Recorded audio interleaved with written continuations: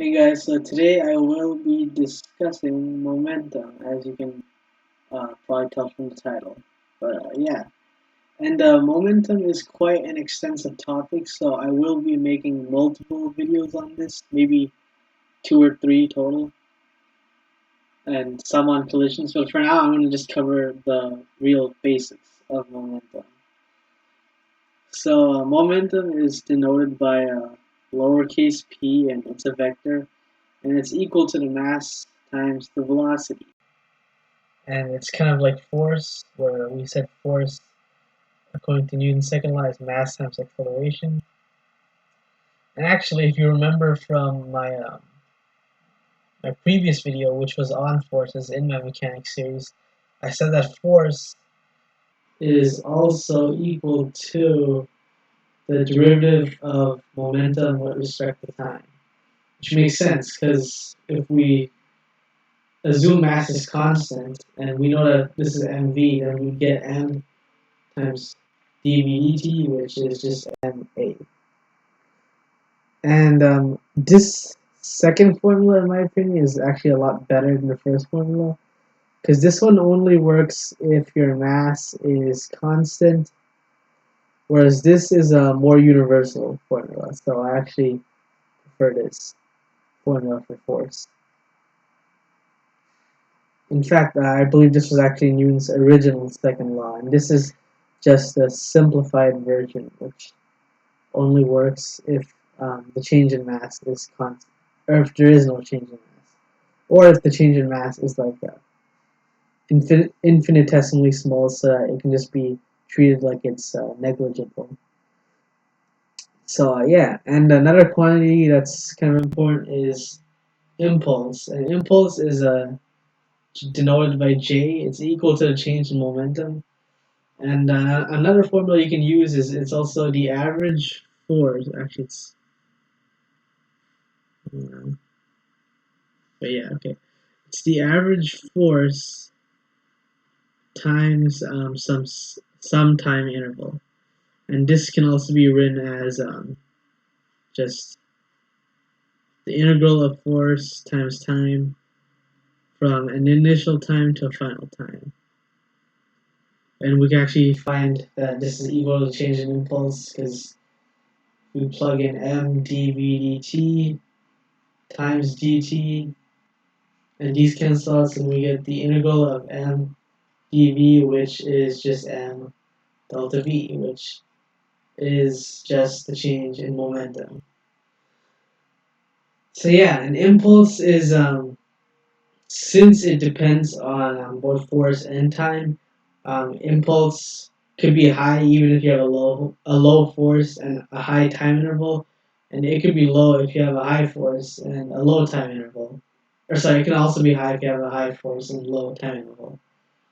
So just as an example, let's say we have a car with mass m traveling at velocity v, so then its momentum would just be mv, and it crashes into a brick wall. Well, that's an F in the chat for the driver because like he dead, basically. I mean, like the car instantly goes to stop, and we said that force is PDT, which is the same thing as MdVdt, which means that he would instantaneously come to a stop to the high force. In which case, he would also have sort of high impulse because well, the average force exerted on him while he has a force exerted on him is quite high. And it is the time interval is low though. On the other hand, if we have someone crashing into a fortress of like pillows, and I do not know how to draw pillows, so please do not roast me. If he crashed into this, well, the force is low, but the impulse is still the same, assuming that he's in the same car, because as we said earlier, it's the average force times the time interval. So even though the force went down, this went up, which is why the impulse is the same. So yeah, now back to our discussion on momentum. The impulse is the change in momentum, or also force times some time interval.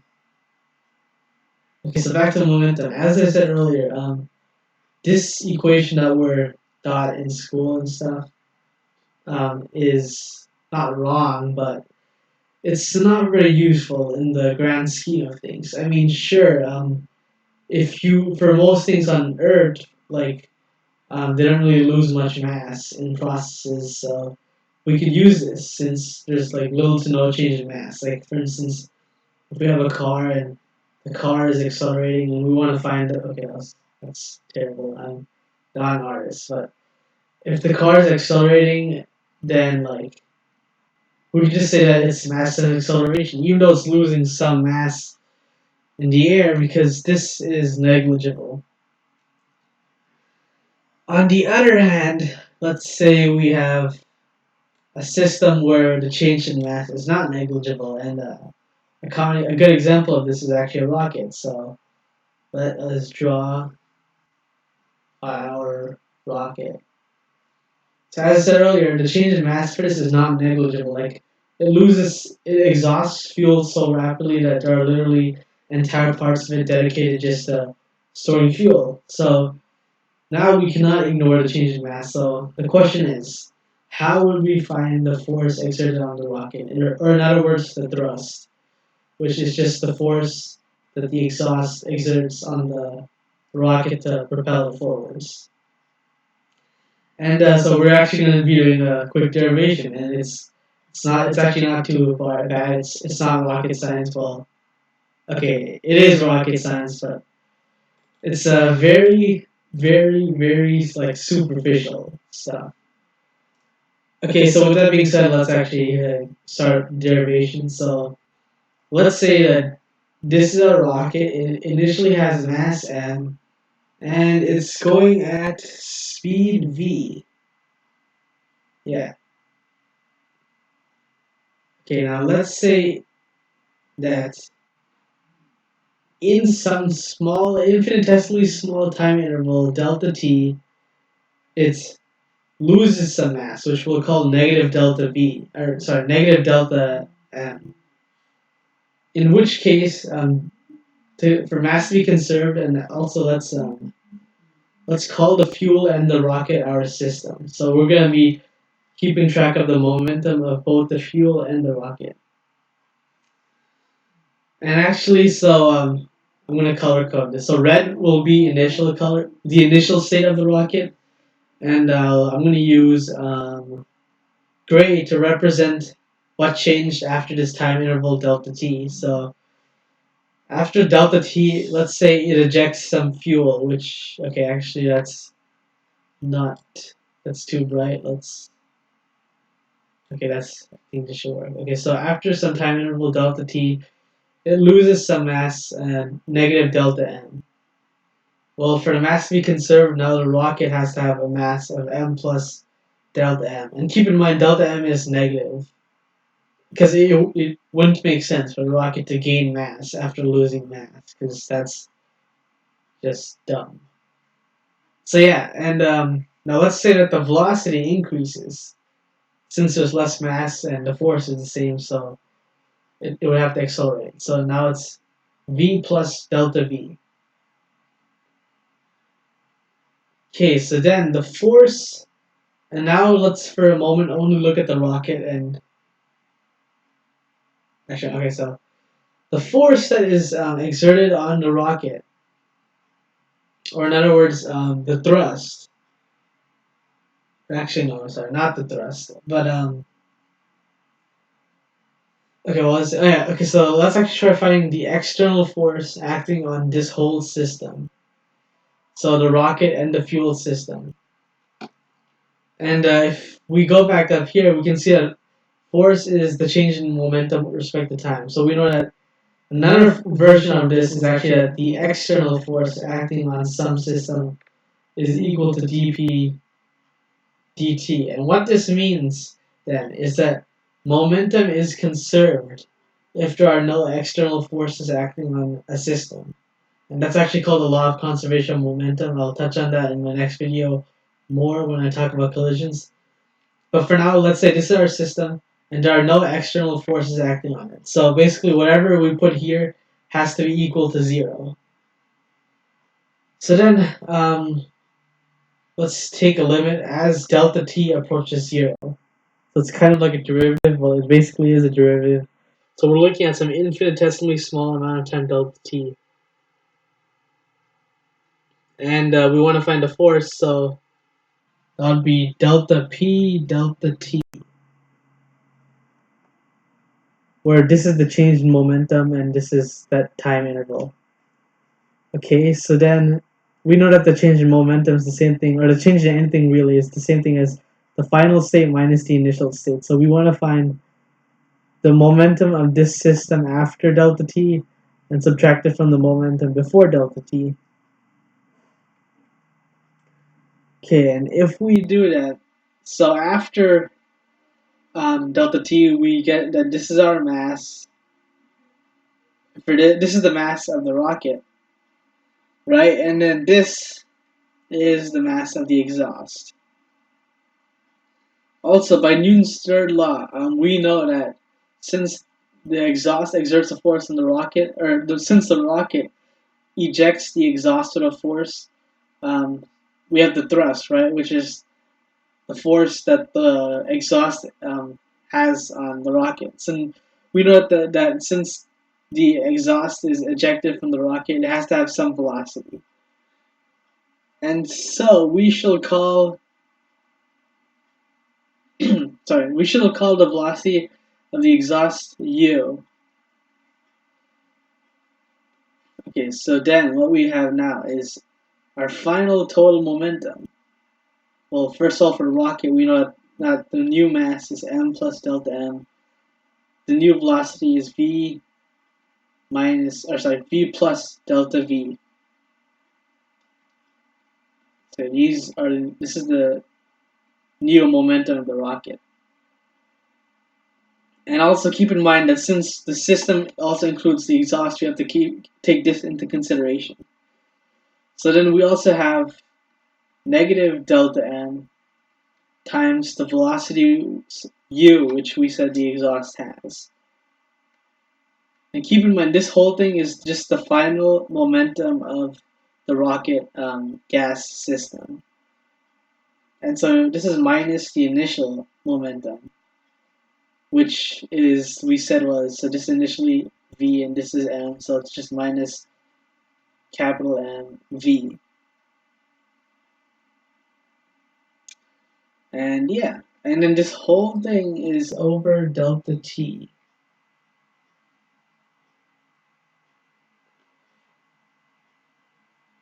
Okay, and actually let's try simplifying the top.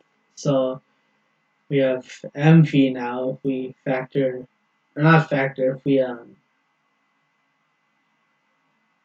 well, if we multiply everything out. Okay, so mv plus m delta v plus delta m v, and put parentheses so there's no ambiguity, plus delta m delta v.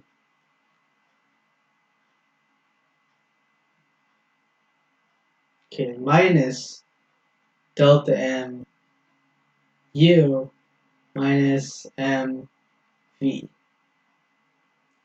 And we can see that this would cancel out with this. And I'm trying to see if there's anything else that cancels out. And it appears then that there is nothing else that cancels out. Oh yeah, and I forgot. This is a limit as the delta t approaches 0. And this... Where's my eraser? Okay. This should also be a limit as delta t, that really small time interval, approaches 0. Okay, so then we're actually almost done with this nice derivation. So once again we have the limit. And now we can split this up into groups. So now we have m, and we have delta v over delta t plus, and notice here that both of these have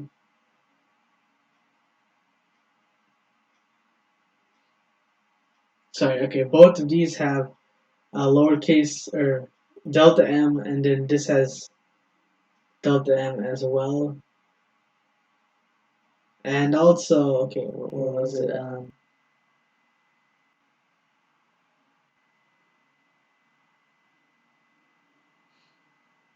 yeah, okay, and then we also have actually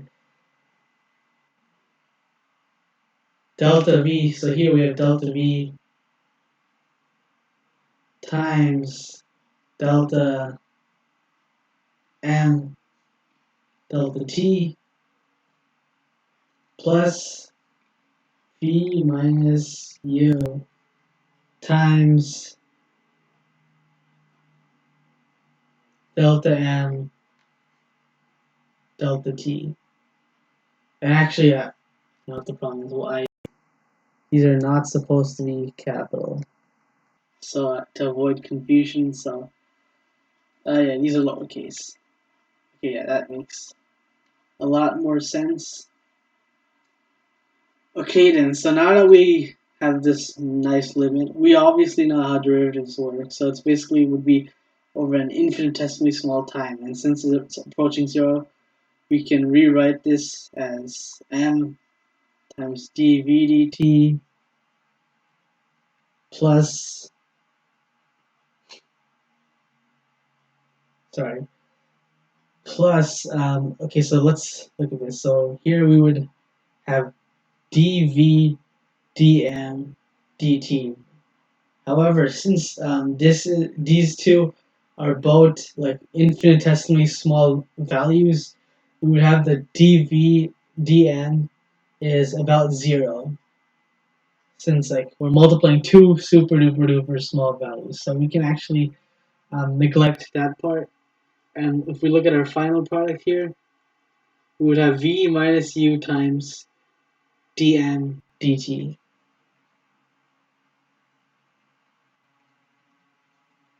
Okay.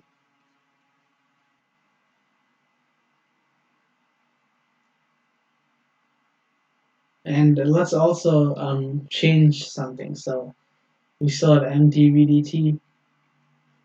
And if we scroll up, so we said that u was the velocity of the exhaust traveling this way, v was the rocket traveling this way, and let's actually call v minus u v, or let's call it the relative velocity since it's just the difference of the two velocities. So we'll call it v sub rel dm dt. And yeah,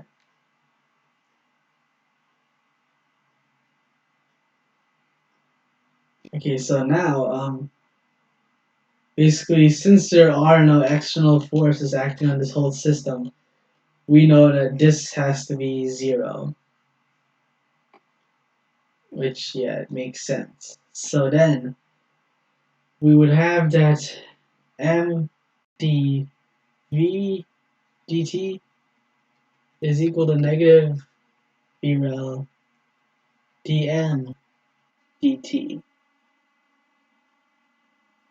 And because we can't really have any negative forces, let's find the absolute value of both sides. And when doing that, we get that absolute value of m dv dt is equal to, actually no, I undo that because actually they would both be positive, and I'll tell you why. So if we look at this equation here or expression, this would actually be negative because this is some quantity. This is actually known as the burn rate, and since it's dmdt, it's actually the rate at which fuel is released from the rocket. So yeah, so since this is negative and this is negative, we actually have a positive value. And yeah, so if we made this positive, this would be negative. So what I'm actually going to do is I'm going to say m dv dt, which is positive, is equal to the absolute value of just relative velocity times dm dt.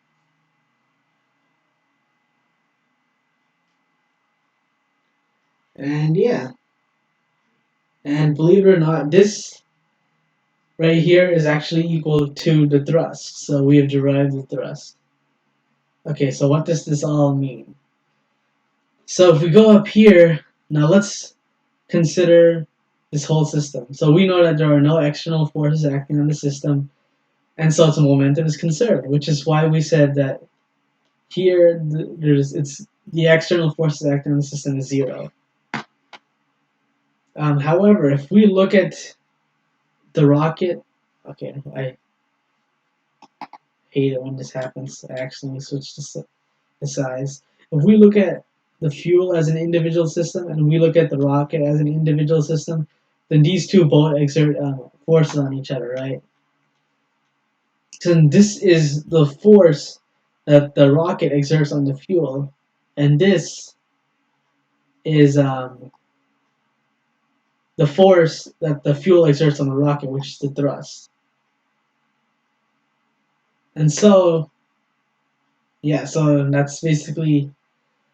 So really, there isn't any force being exerted on the rocket fuel system, or this is the force and it's equal to zero.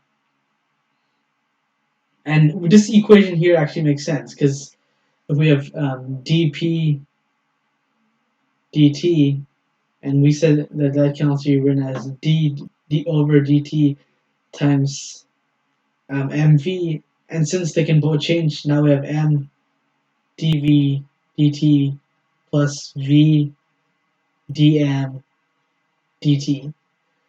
So yeah, that makes sense. So this is actually the thrust. So this value here is the relative velocity of the rocket, and it's relative to the fuel's velocity times the burn rate, or in other words, the rate at which it loses fuel. And this is the force the rocket exerts on fuel. So this is force of rocket on fuel,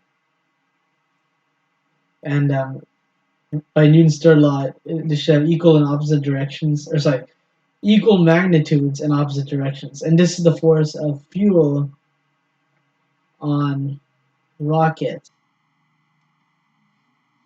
So yeah, that's how you use momentum to derive the expression for the thrust of a rocket, or the thrust the fuel exerts on the rocket. And we can actually take this one step further. So as I said up there, we have m dv dt is equal to v rel and times dm dt. And let's just ignore the negative. Actually, no, we're supposed to keep it. Okay. So first off, let's cancel the dt's. And I know that's not really how derivatives work, and if mathematicians will be like enraged seeing this, but whatever, it works in this case, and we can treat it like it's some normal value, even though it's a differential. And if we do that, that implies then that we have m dv, which is equal to negative v rel dm.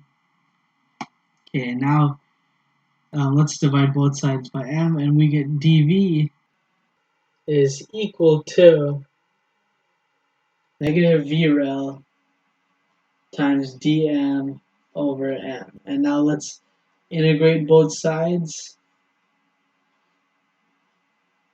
And so let's integrate this from some initial mass to a final mass, and this is from some initial velocity to a final velocity.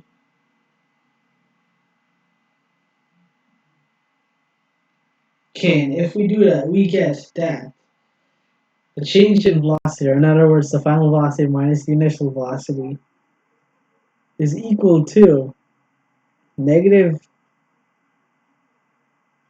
v rel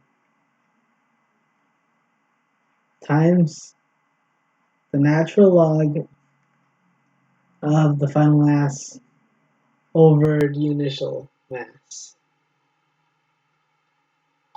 And we can also, so yeah, this is how you find the change in velocity with respect to like the final and initial mass.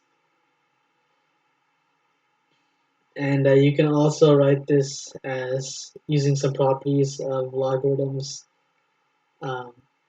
as ln of the final mass minus the natural log of the initial mass. And yeah, so that is some basic rocket science using momentum and the kind of lengthy derivation. And so this is the equation, or this is the expression for thrust. And this here is the expression for how you can find the change in velocity using the masses and also the relative speed.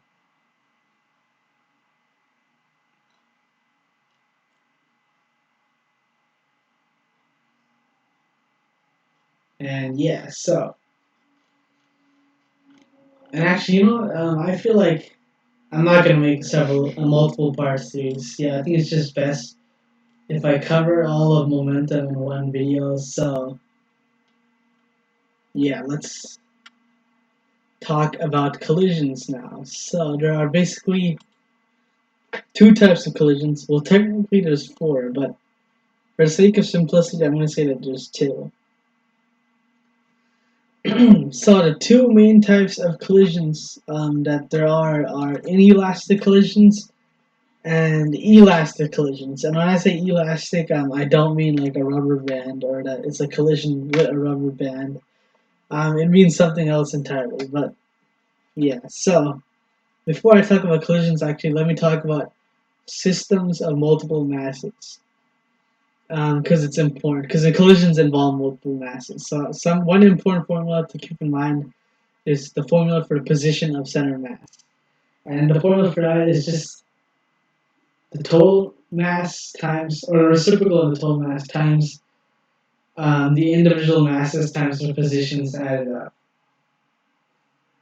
Or you can also rewrite this, I guess, as this summation over this summation, where m sub I is just a certain like mass of a system of several masses. And I think it's easiest to demonstrate this if I give an example. So let's say I have a coordinate plane, and okay, this is 0. Let's call this 1, 1, 2, 2, 3. Okay, there's no 3, whatever. Okay, and now let's say we have okay, a 1 kilogram mass here, a 2 kilogram mass here. Okay, so this is 1 kilogram, 2 kilogram, and to make it fun, now let's say 3 kilogram mass here. Okay, let's say we want to find the center mass of this. So we would just plug it into this formula, this formula. So the total mass is just 6 kilograms, so we have 1/6. And the thing is, we have to look at each direction individually. So first, let's take a look at center mass in the x direction.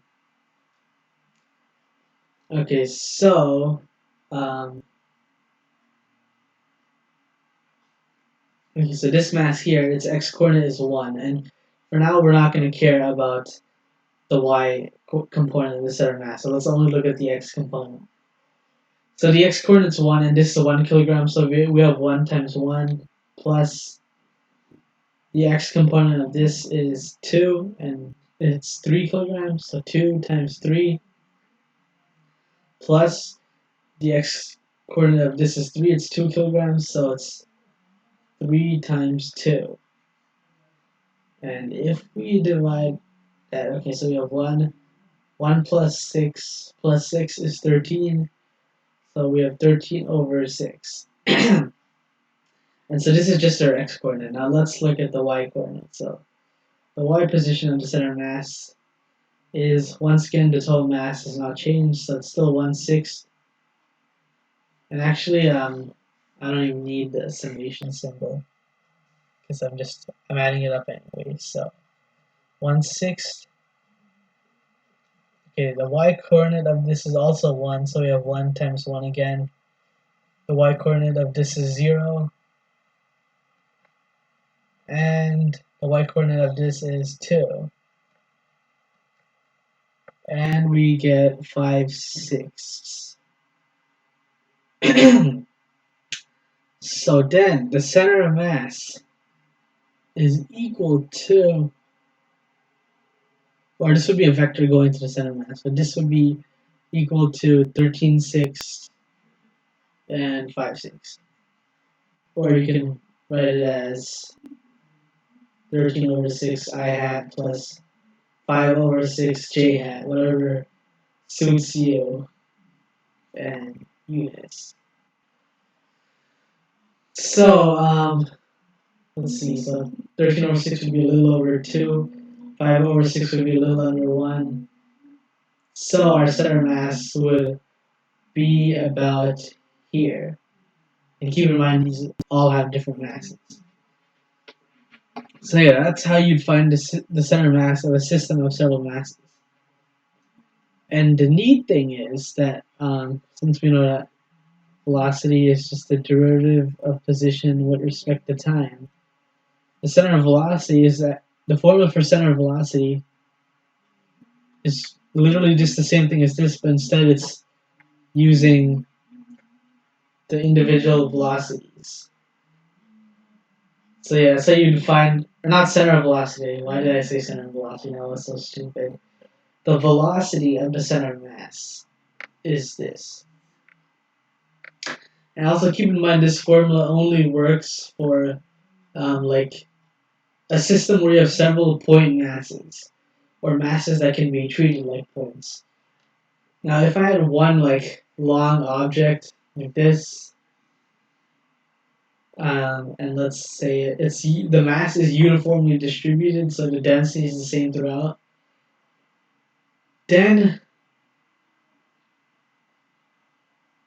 we'd have to use another formula. So we would have to use the formula 1/m times r dm. And notice it's kind of similar to this, but it's an integral since it's continuous. And let's actually find it out. So let's say that this whole thing has, this rod has length L. Okay, so since we said that the mass is uniformly distributed, it has a constant linear mass density, which is denoted by lambda. So lambda, or the change in lambda is 0, so lambda is constant. And since lambda is the linear mass density, we know that lambda is also m over x, or also dm over dx. Which means then that lambda, or sorry, dm is also, can be written as lambda dx.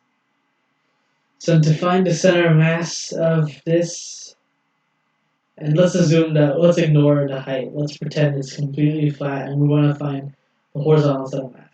And yes, I know by symmetry, since everything's evenly distributed, that the center mass would be L over 2, but let's actually prove that. So then we have the formula, which is 1/m times the position dm, and then we can plug in lambda, and what we get is 1/m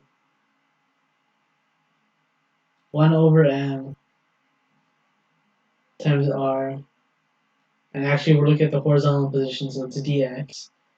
And since the total length is L, we can say it goes from 0 to L.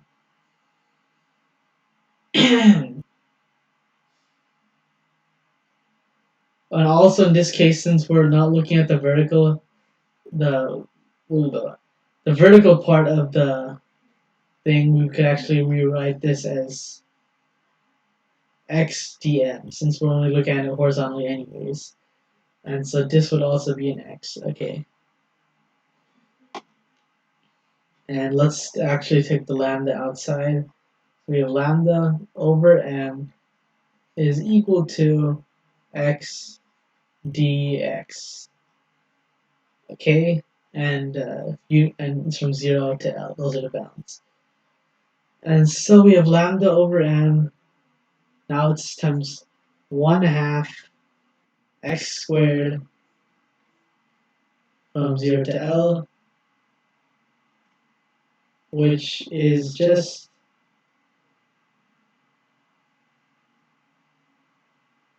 lambda over m times 1/2 L squared. And we're not done yet because we want to prove it's L over 2. So then we also said lambda is the linear mass densities, and we know that now we have m over L over m times 1/2 L squared. The m's cancel out, and so we get 1/2 L squared divided by L, which is just 1/2 L, which is just L over 2. And yes, that's how you use this formula here to find center of mass. And this is for a continuous object.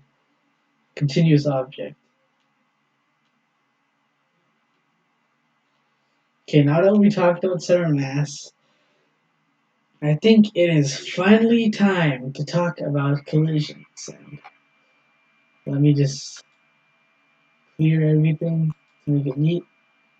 Okay. So yeah, collisions. So there's two types of collisions. Let's write it out. Collisions. So there's elastic, and there's 4 types total, but these are the 2 main types, and the others are subtypes. There's elastic and inelastic. So in an elastic collision, that means we have 2 objects colliding, and their kinetic energy is completely conserved. So they just bounce back, like if we're using balls as an example, and both of these the total kinetic energy of the system is still the same, and their velocities might be different. Like one might have transferred kinetic energy to the other, but overall, like if you add up their kinetic energies, it should be the same. And actually, this is technically what's known as perfectly elastic, and because it's ideal, like we would never in reality have a perfectly elastic collision because um, some energy will always be lost as heat. So kinetic energy can never be 100% conserved. And actually, for the ideal gas law, we assume that gas particles are perfectly elastic because they're so small and that their kinetic energy is barely changed in a collision, since like they barely have any mass. So yeah. And for inelastic, or perfectly inelastic, actually, is it inelastic or is it okay? Actually, let's just focus on inelastic. So inelastic is basically when we have a mass and it hits another mass, and then after the collision, they stick together and they can either keep moving or they just completely stop because they both have the same momentums, and these momentums cancel out. Either way, if we assume these are systems and there are no external forces like friction or anything acting on these systems, momentum will still be conserved, as I said earlier in my law of conservation of momentum. But yeah, so this is inelastic collisions, and this is elastic. So inelastic means that a significant amount of the kinetic energy is lost. And an example would be car crash. So when 2 cars crash, and let's say it's a head-on collision, so we have our first unsuspecting victim here, and our second over here, and let's say they go boom, and they crash.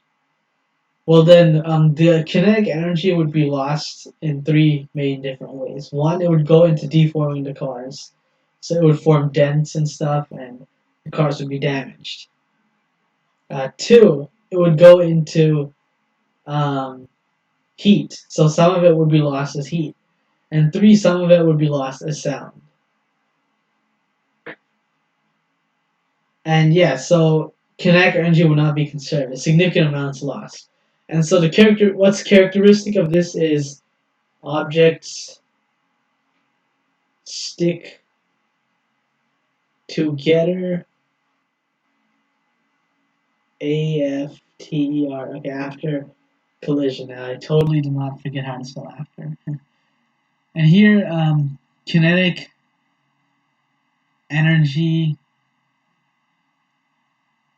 of system, and this is important because a lot of people like think it's of the individual objects, but no, it's not. In some cases, it could be, but that's kind of rare. And it's just the kinetic energy of the system is conserved, so none of it is lost as heat or anything. And yeah, so these are the two main types. This is perfectly elastic, by the way. It's like an ideal. But sometimes some collisions we can model as elastic to make it easier. Like if we have two rubber balls hitting each other, well, knowing how super bouncy they are, most of their kinetic energy should still be conserved anyways. Okay, so now let's create equations to quantify these two types of collisions. So let's first look at inelastic since it's the simpler one, believe it or not. Okay, so let's say we have two objects moving towards each other, and we have so object one is moving with some velocity. Okay, it has mass one, and we'll call its velocity m sub or v sub 1 I. So this is the momentum or initial momentum of object one, and then it collides with object two, which is traveling with velocity v sub 2 I. Then how it would work is since it's sticks together, we have a combined mass of m1 plus m2, and this is traveling at some final velocity v final. Then we can find v final just by dividing m1 plus m2. And there's actually something really interesting that you'll notice once I write this out. Okay, mv2I over m1 plus m2. And we can see that this is actually equal to the formula for the velocity of the center of mass. Or yeah, this is actually, and the reason for this is actually because the law of conservation of momentum states that the momentum of the system will not change if there are no external forces, and the momentum of the system is also another way to write that is also the momentum of the center of mass. Like if there's some imaginary center of mass, or sorry, the mass of the system times the velocity of the center of mass. And so, yeah, this is actually the formula for velocity. Oh, wait, there's not m. This is actually the formula for velocity of center of mass. And so, since the mass of the system is now 1, like since when the two objects combine into one, since that's what characterizes an inelastic collision, that would be equal to m times v sub cm. Because this is the total mass of the system. Okay, yeah, so that's how you would derive the final velocity of a system after an inelastic collision. Okay, and so for an elastic collision, the derivation I'm actually not going to be doing it because it's super lengthy. So I'll just write out the formulas for you. And this time we have to account for v sub 1f and v sub 2f since they don't stick together, so they have two different velocities. And it's kind of a let's see if I can remember it. I believe it was m1 minus m2 over m1 plus m2 times v sub 1I plus 2m2 over m1 plus m2 times v sub 2I.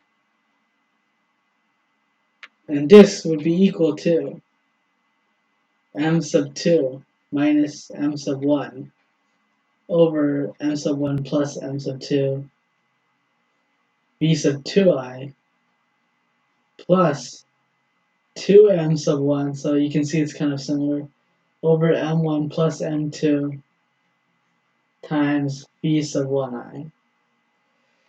So these are the individual velocities of each of the two masses in the system after an elastic collision. And yeah, so those are inelastic and elastic collisions. And to sum it up, so elastic means momentum is conserved for both collisions as long as there's no external forces. But elastic means kinetic energy is conserved, while inelastic means that the two objects stick together after the collision. And so you notice that they're actually not mutually exclusive. It's possible for a collision to have the energy conserved. I think it should be possible, yeah. And it's possible for the energy to be conserved, and also for um, the masses to stick together. And keep in mind, this is for elastic collisions. Mean that kinetic energy is conserved. So any other forms of energy don't necessarily have to be conserved. So this applies for this kinetic. Okay, so with that being said, let's do some practice problems. Um, okay. Okay, a ping pong ball and a bowling ball have the same momentum. Which one has the larger kinetic energy? So the magnitude of momentum is mass times speed. Obviously, we know then that the mass of a ping pong ball is significantly less than the mass of a bowling ball, which means to compensate, the velocity of a ping pong ball would have to be much greater than that of a bowling ball. So yeah, and the question is asking us which one has larger kinetic energy, which the formula for kinetic energy, which I said in an earlier video on energy, is this. And using a little bit of nice manipulation, you can see it's also equal to p squared over 2m. So then, we know then that both of those have the same momentum. But the one with more kinetic energy is the one that has less mass, because the denominator is 2m, and this is constant. Or in other words, we can say that k is equal or proportional to 1 over 2m. And obviously, we know that the ping pong ball is much less massive than the bowling ball. And therefore, we know that the kinetic energy of the ping pong ball is much greater than that of the bowling ball, which is practically still relative to the ping pong ball.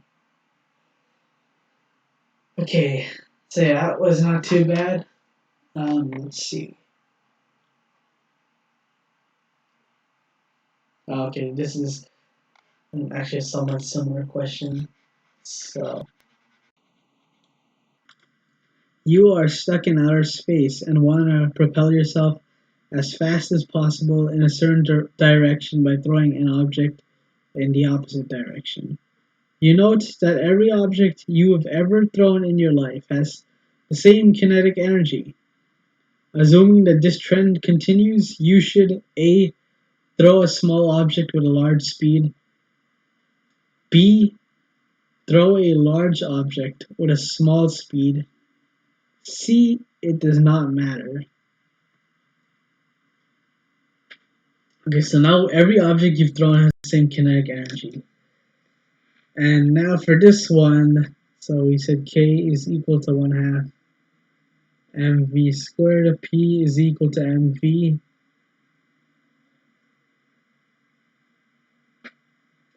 So now we're gonna say find momentum in terms of kinetic energy. In the first problem we did it the other way around, but now we have 2k over v. What does this mean? Well, it means then to maximize the momentum of whatever object you're throwing, it has to have a low velocity, since the kinetic energy is constant anyways. So for this equation, we would have p is inversely proportional to v. Which means, so if I go over the options, A is throw a small object with a large speed, so that's wrong. B is throw a large object with a small speed, and that appears to be correct so far.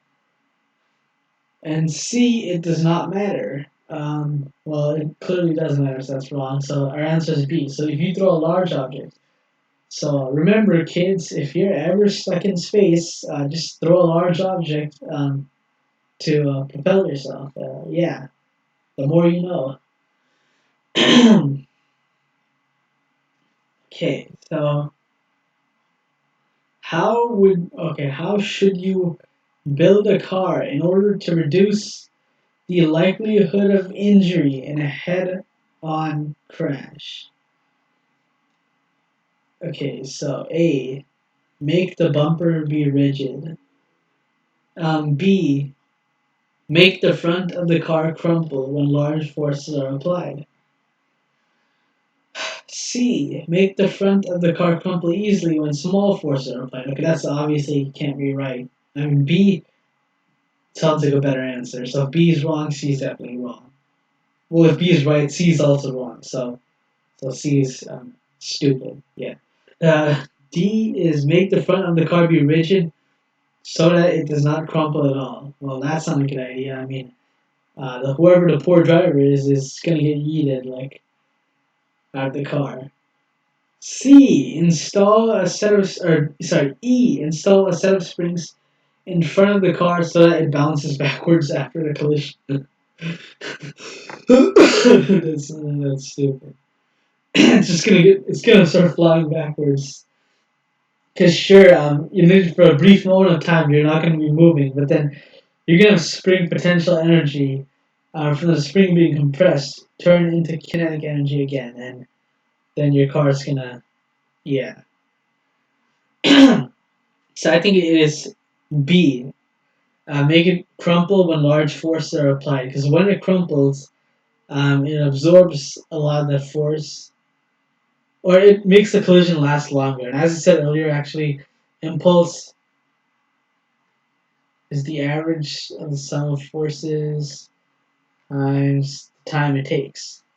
So if we maximize the time it takes, that would minimize, and this change momentum, that would minimize the force. So yeah, C appears to be the correct answer.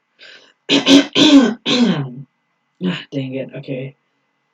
Yeah, I think my throat is getting tired, so I will stop this video here. And actually, yeah, I think um, this is pretty much it for the basics of momentum. So I hope this video helped. Thank you for watching, and see you next time.